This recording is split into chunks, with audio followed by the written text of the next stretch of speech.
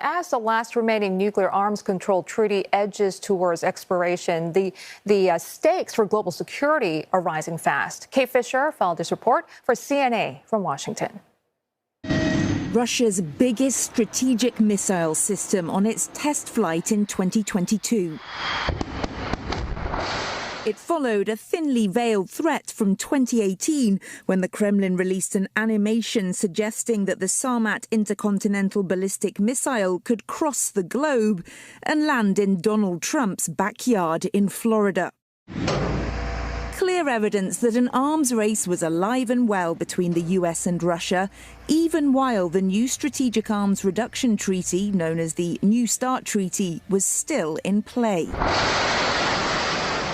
But now it looks likely that final guardrail will be no more, and it's rattled security experts. There is a greater danger, growing danger of nuclear weapons and nuclear weapon use. For the first time now, since, frankly, the mid-70s, so the last 50 years, there would be no bilateral agreement between the two biggest nuclear weapon states in the world.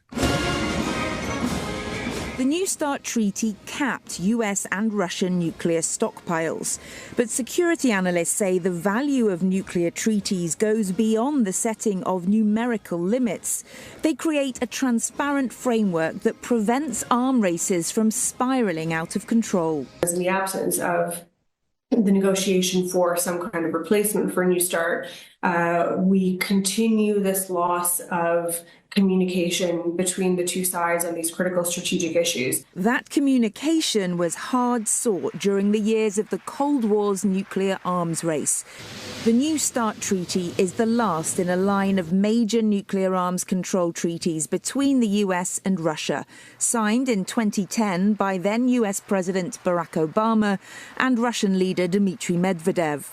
Its expiration sets the stage for a new arms race, not just between Moscow and Washington. If there are no constraints in the two biggest nuclear weapon states now, certainly countries like China are not likely to be wanting to cap their quantitative nuclear arsenals in any way, shape, or form.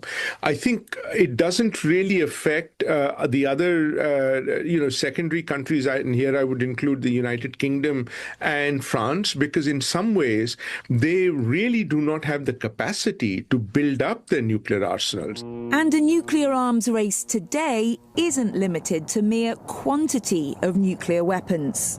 Опять же, те же самые гиперзвуковые технологии, постоянное совершенствование, развитие высокоточного оружия в неядерном оснащении. То есть в целом, да, технологическая, да и количественная в отдельных секторах гонка вооружения, она идет. Yet despite the looming potential for a two- or three-way arms race, there's been relative silence in the US Capitol on plans for a new treaty. Rather, the Trump administration is expanding its arsenal. Last month, the president signed into law a new more than $20 billion investment in modernizing the US's nuclear capabilities and trying to ensure that it's at the leading edge of tomorrow's nuclear arms race. For CNA, I'm Kate Fisher in Washington.